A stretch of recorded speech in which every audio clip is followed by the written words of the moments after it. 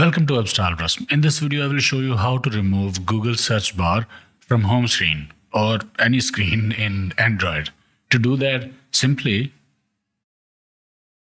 press and hold the Google search bar on your screen. A menu should appear with an option to remove. Press that and it will be gone. And in case you want it back, press and hold the screen, select widgets.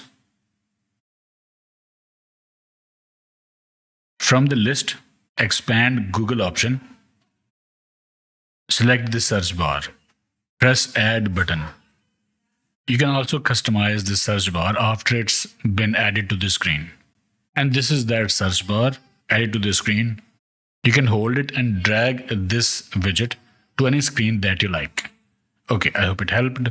Like, share, subscribe, and I will see you in the next one.